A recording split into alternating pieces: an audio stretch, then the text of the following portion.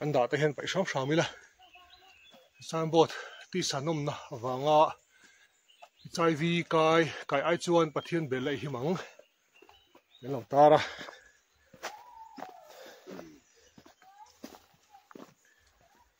hiện in cháu chuan in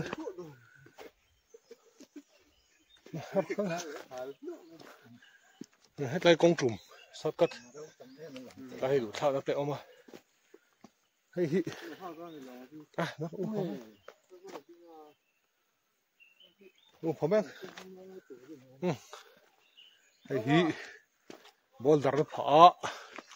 mà rồi số cái này chưa hay tại hiện sát cắt ai gần lút sầu đó này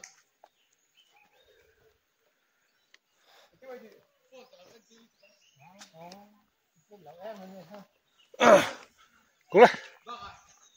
cái là bằng chung ngõ phải cái lần này hay đây muốn nói hiện nông gia chỉ sang sang ngân là chèn á sao vậy thế lấy cho vàng in hôm phận phải cả tu bản tiền nó lâu quá cả em mà thằng ảo em mà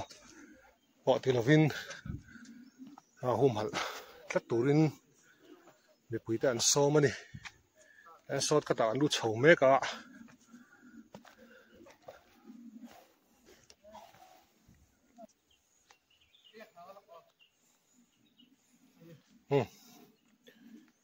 sao nó đây là thế sao lo mà lại sao đi à làm chầu về mấy cái này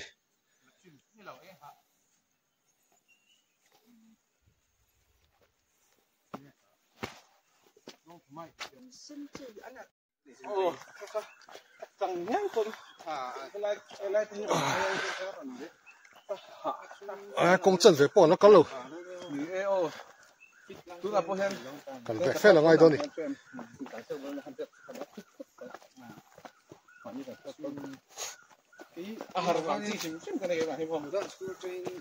ngay chú ăn ô rầm cái phê đó chú này itu kan apa hukum tak tak tak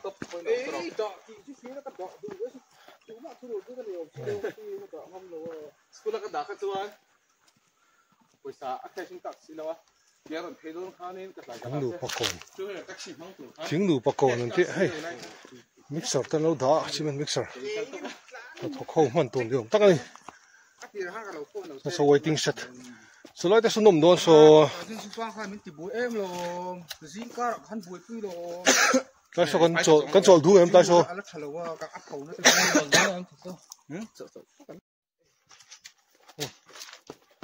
waiting set à con trộn lọc đôn cái lại thấy cần là nó ốm rẻ đó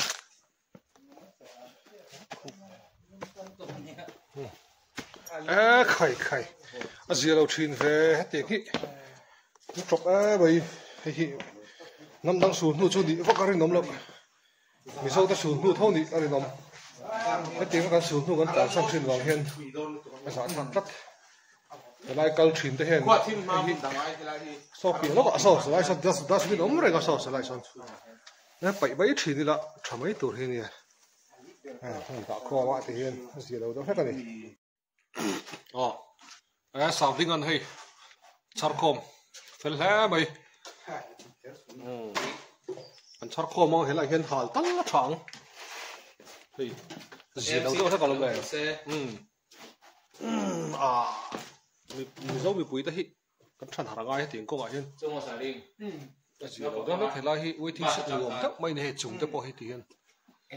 bậc thiên thủ tất cả là giết lệ hal bốc sẽ chỉ rất nạp siêu số mang ấy chứ anh tiếc anh tiếc không ăn số đó bọn mình mang ấy bọn mình mang ấy mình sẽ bồi lọc bệnh tu rồi hết chút áo về đó mấy thế lại tất cái ngọn không ha ngọn treo cái cặp phụ đấy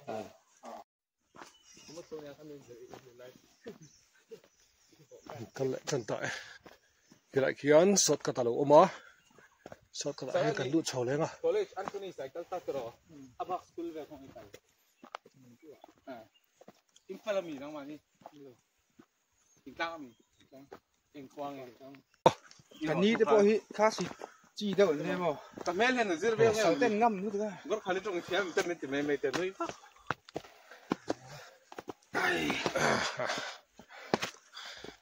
thôi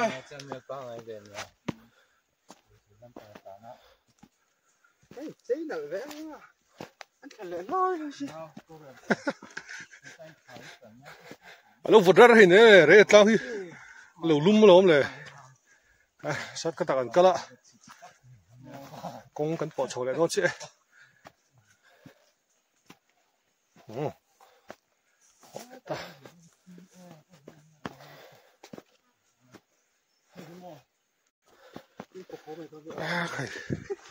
bol dar chu liền nom la mấy cả bộ har san hi à bol dar liền đốc đốc mấy anh đó nó chill bel box gì đâu cái là nuông lẩu lá mấy thứ nọ đi chôn nay chả chú ati bầu thâu à ama rồi chú công black top alu thấy chứ nó xăm đong khóc mấy à bikin kia cái thấy lẩu tan tourist thăm tắc tan chân tin scooty thế mà thiếu đắng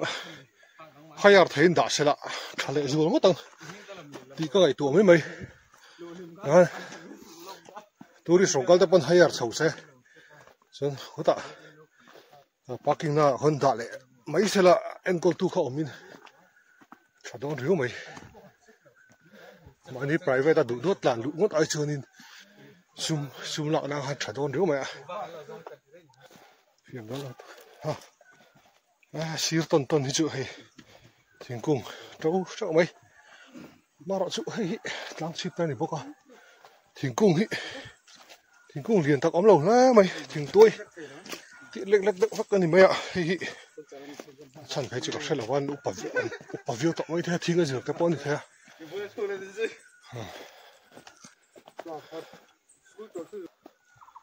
hi rek tang lung do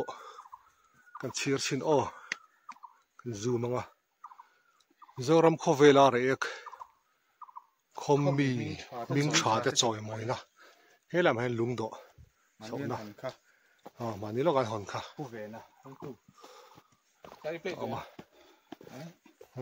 cái lệ dễ phát ô rồng sông rõ chân boring mấy mấy cái cover lo thì khát tokin chầu dễ sao không signboard ốm lệ trong trai đầu tuột nón liều thế là ôi cái gì là cái tía trong trai nó liều chắc là để trai ghét tấn cả lạ lụt rị đầu mang xí là sang lụt thế lụt rị đầu mang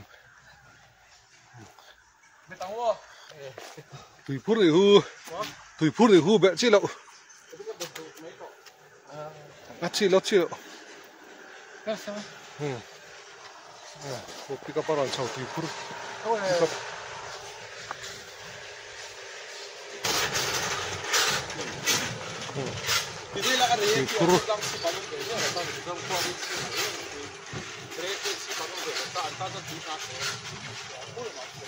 Pura ta nu ta ena ta cái khách sạn đâu na khách sạn nào cái xe chua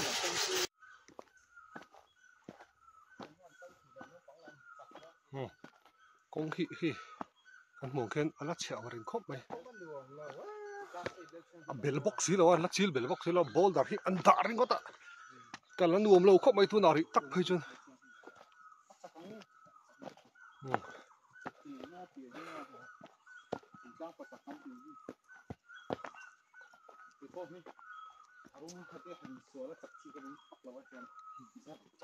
sao phải làm tới bao còn chết ta đúng này thả thế mày nó chỉ là cho anh sao phải làm ăn được tao nó mới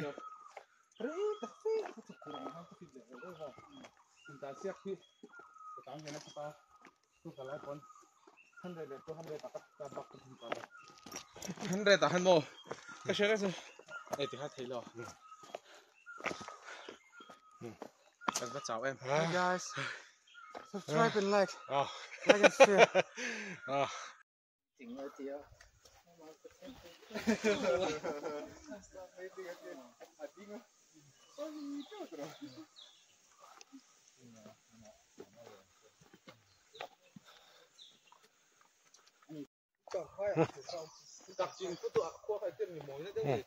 công bằng ai cái lạ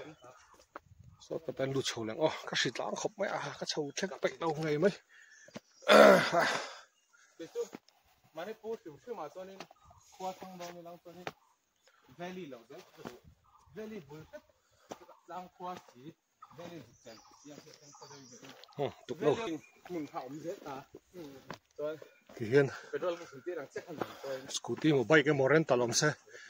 đang chìm đòn chỗ nó tôi thắt đòn riu mình cái này thế nào không ăn xìm rồi hơn áp hay chân tình cô bay úp vào về tao khóc bằng anh cố này sẽ thấy mấy đầu chất lại mình khăn chuyện thế mình tạt rộng hơn điểm đại bục để làm gì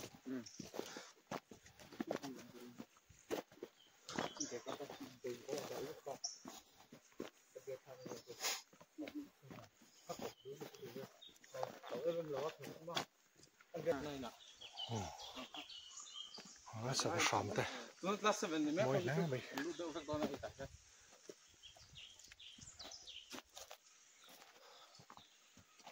là một họ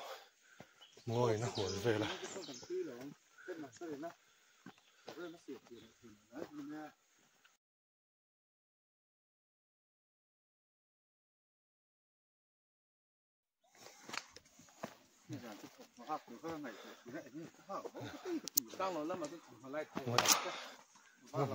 nói sót các thằng ăn lụt thằng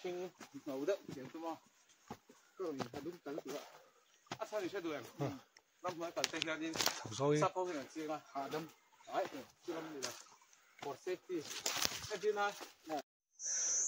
roi khắp cần thanh sầu ta roi khắp khơi họ thạc về chết phần này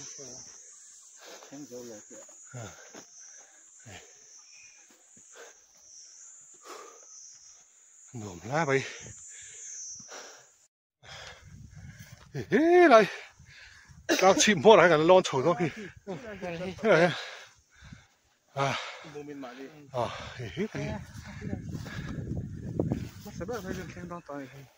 ta kì anh năm tổ trở về lại sản xuất đó nuông đang bóc chân nuông mấy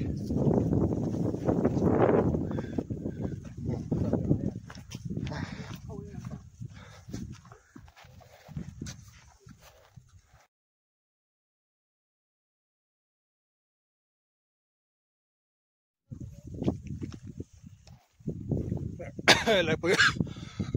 lòn chọc thế á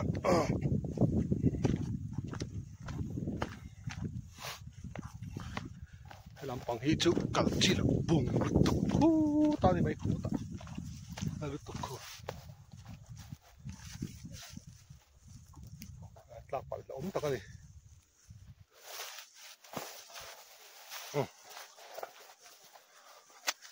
đấy đang chìm đúng không ạ trùng tăng số lại mình số trùng tăng khu này hey lại bằng hey cái chậu nó khai này á lạc phải là ống tao cái này mò bị thạo phơi dân mông ở xã phúc thấy mấy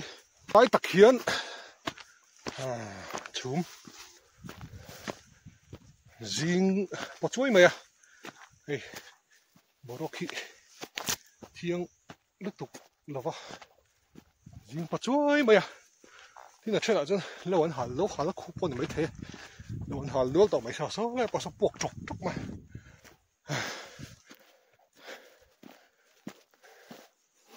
chip cần thanh đón tao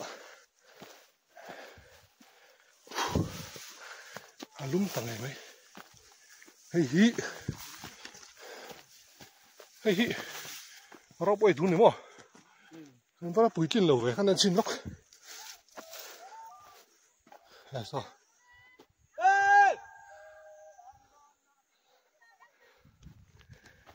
có gì đâu một lọ tay ôm là chín là gì đâu đâu hết một lọ tay nên chuyện là không sát phải xong xong mà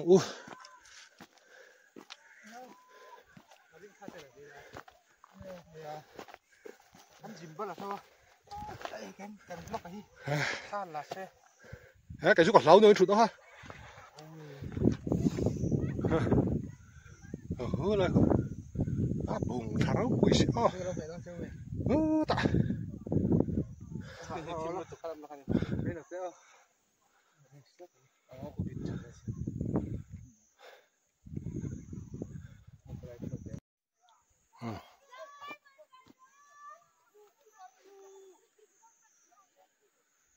cái sao ta sao còn xem hà thu sao sao mình chụp nó trăng hen rồi group ấy rồng cal đó này đùa mất đâu lại lao chi vào cái khen chầu đó kì Cái liều cái